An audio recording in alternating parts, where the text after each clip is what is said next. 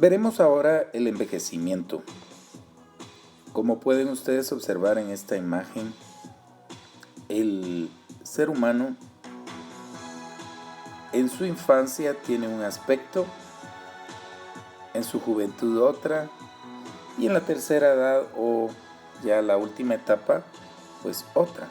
Van habiendo cambios en su fenotipo y cambios en los sistemas, órganos del cuerpo. Vean alguna foto de sus padres cuando eran niños y compárenlos a actualmente y verán de lo que estoy hablando. ¿Qué es la longevidad? Es la duración de la vida media por especie y raza. Es decir, es la duración de la vida en un promedio de más del 50% de la especie y se aplica en algunos casos por regiones del mundo. Y esto tiene que ver mucho con el desarrollo social, económico, cultural y, por qué no decir, los servicios de salud tienen también que ver. Todo aquello que es preventivo mejora la calidad o expectativa de vida. Veremos la explicación desde el punto de vista genético y del medio externo. Quisiera que vean este cuadro, lo voy a aumentar y ustedes que nos podamos ubicar acá. Por ejemplo, esta es una representación de lo que se decía de la expectativa de vida entre los años 1960 y 2002. Aquí están por regiones y van a ver ustedes de que algunas regiones tienen más expectativa de vida que otras.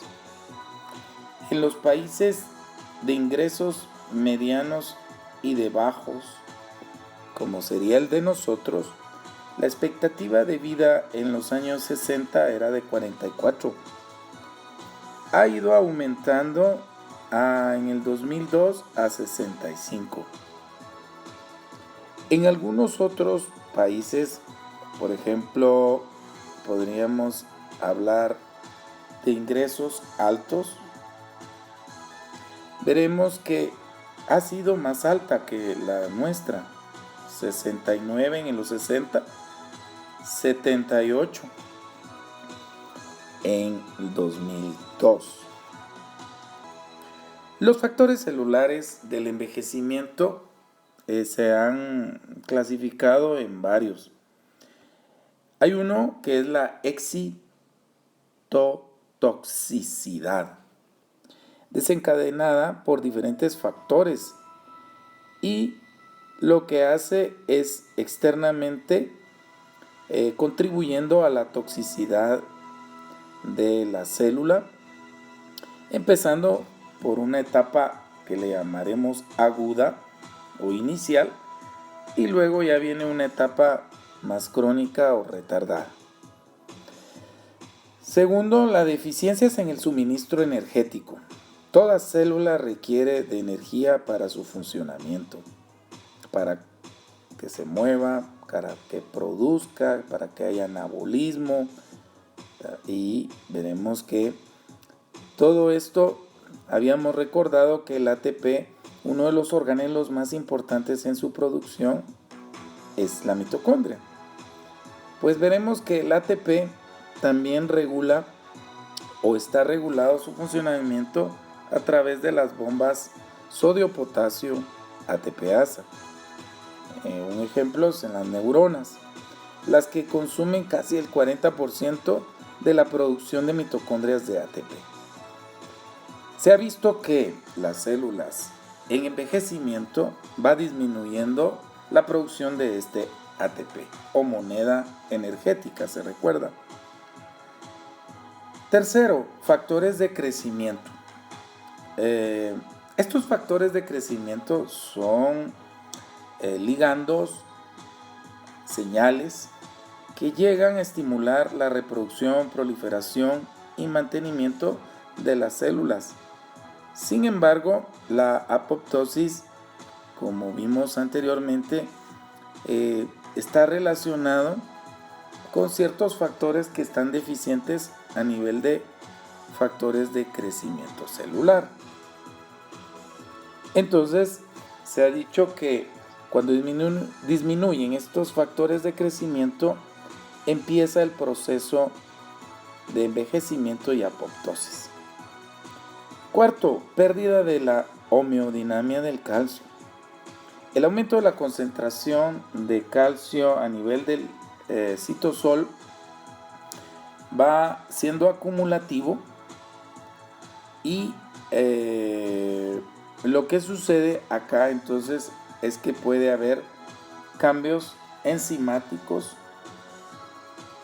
a nivel del citosol.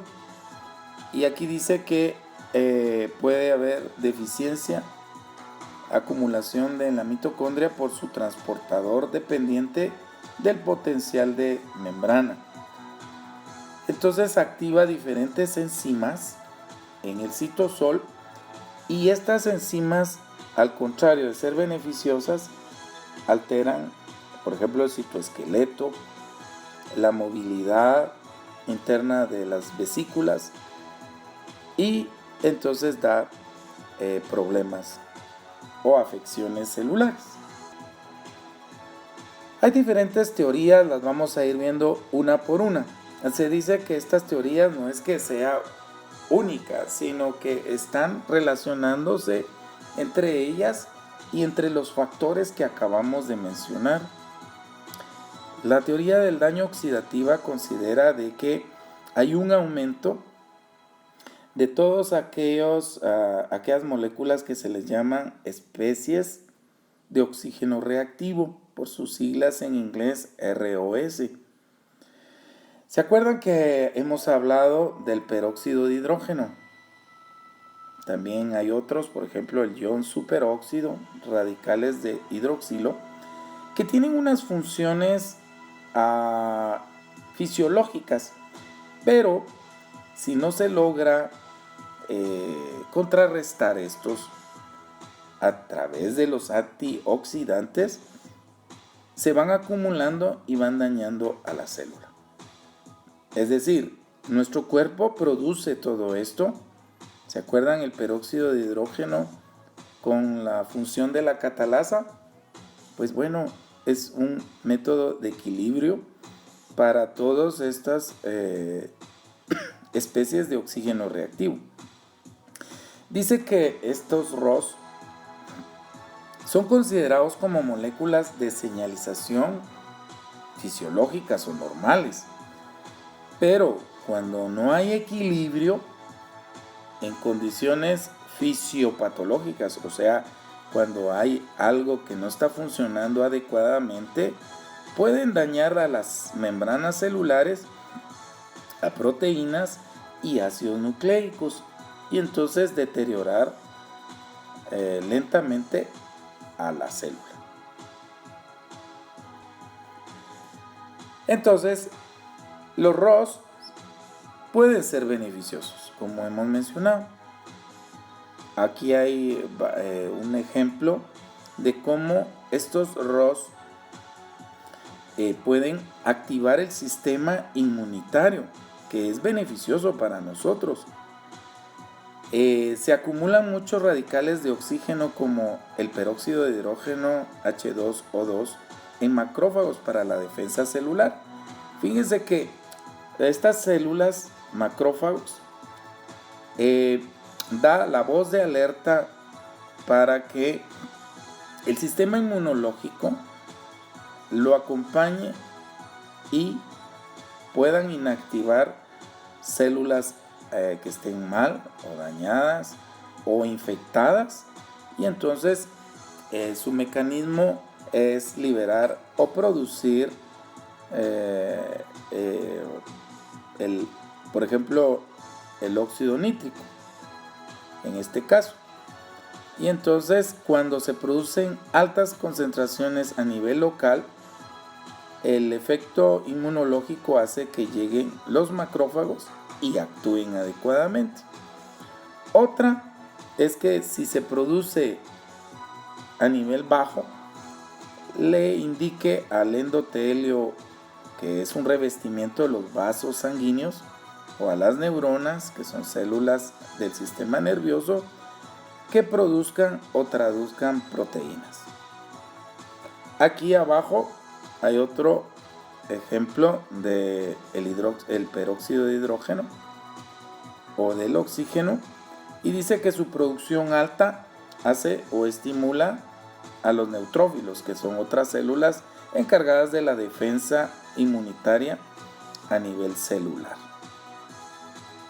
Su producción baja también estimula, pero a los fibroblastos, condrocitos, que son importantes para el mantenimiento de los tejidos.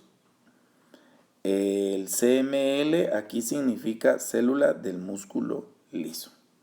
En fin, podemos sintetizar que los ROS pueden ser beneficiosos, estimulando el sistema inmunológico y ayudando a la señal de traducción. Solo quiero agregar que en algunos libros dice estrés oxidativo. ¿Qué significa esto? Esto significa cuando hay un desequilibrio y se pierden las condiciones fisiológicas que hemos mencionado, o sea, normales. Entonces, lo que existe es una producción aumentada del ROS y no llega a equilibrarse por medio de los antioxidantes, o sea, aquellos que van a equilibrar la producción o por lo menos que los inactive.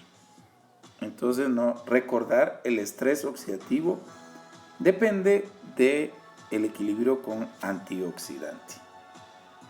El estrés sería cuando hay mayor producción de ROS y menos control de los antioxidantes. Aquí en este cuadro podemos observar algunos de los ROS más importantes. Ya hemos mencionado, por ejemplo, el peróxido de hidrógeno, lo voy a marcar acá. También podemos ver el dióxido de nitrógeno, el óxido nítrico y algunos otros más que ustedes irán conociendo a lo largo de segundo y tercer año de la carrera. Ahora pasemos a la teoría de la inestabilidad genética debido al daño por el uso. Dice que cuanto más se usa, se va deteriorando. O cuanto más procesos ocurran, también se va desgastando. Las mutaciones en los genes de las enzimas que sintetizan ADN, pues se van deteriorando de generación en generación de células. Y entonces el uso o la utilidad en los procesos uno tras otro van desgastando esta función. Los genes de las enzimas en el transcurso van reparando los daños del ADN, pero llega un momento en que las mutaciones se han incrementado de tal manera tan importante que ya no se puede reparar y cada vez más y más va deteriorándose la célula y entrando en un envejecimiento. La otra teoría es del daño al genoma mitocondrial. Ustedes saben que nuestras mitocondrias tienen un ADN y por tanto un genoma. ¿Se recuerdan? Ese ADN es heredado de madre. Bueno, hemos hablado que la mitocondria está relacionada con la producción de la mayoría de ATP de nuestras células. ¿Se recuerdan? Todo lo que vimos de respiración celular, ciclo de Krebs, la cadena transportadora de electrones, de ahí fosforilación oxidativa y producción de ATP. Pues bien, cuando hay ya daño a nivel de la mitocondria, esta producción empieza a disminuir. También aumenta el ROS, porque se acuerdan ustedes que los hidrógenos se unen con oxígeno, pero cuando quedan estos radicales libres de hidrógeno, se va deteriorando la mitocondria y esto induce a la mitocondria. Se recuerdan que hay una vía intrínseca en la apoptosis. Bueno, aquí empieza a inducir la apoptosis cuando hay daño también mitocondrial por estas moléculas ROS.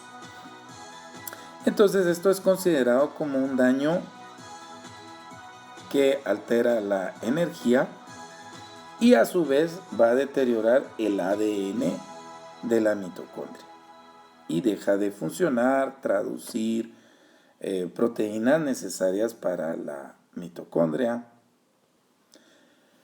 La teoría del acortamiento de los telómeros se relaciona con una enzima llamada telomerasa. La telomerasa es una enzima que sintetiza el ADN de los telómeros. ¿Se acuerdan ustedes que los telómeros son los brazos de los cromosomas? Esto lo vimos en algún video de clase. Y entonces esta telomerasa lo que hace es mantener la longitud de los telómeros. Pero llega un momento en que el desgaste y la reproducción del ADN, o sea, replicación, se va deteriorando en las sucesivas replicaciones. Entonces, estos telómeros resulta ser que a medida que va pasando las generaciones de células, se van acortando. La telomerasa ya no es suficiente o eficiente, mejor dicho. Y entonces estos telómeros se acortan. Se dice que estos telómeros son una especie de reloj del envejecimiento. Y es que cuando más se van acortando, le va llegando la hora de la célula de morir. No es concluyente la longitud de estos con el envejecimiento, porque se han visto algunas especies en las cuales pueden estar acortados y no precisamente entrar en muerte. La teoría del envejecimiento programado genéticamente. Hay un síndrome, me gustaría que se recordaran, lo anotaran y lo vieran en el internet, en su buscador, y pongan este síndrome de Hutchinson-Gilford, o también pueden poner progeria, y van a ver que son niños que parecieran ya ancianitos. Ellos no pueden vivir mucho y dice que es un envejecimiento que están alterados los genes. Se conocen los genes que están alterados y cuyos productos expresan funciones que promueve el envejecimiento en el fenotipo. Entonces se concluye que hay genes entonces cuyos productos están o intervienen en el envejecimiento. Bueno, hasta acá lo dejaremos. Hay más cosas que pueden ustedes consultar en su libro, pero esto es una ayuda didáctica. Hasta la próxima.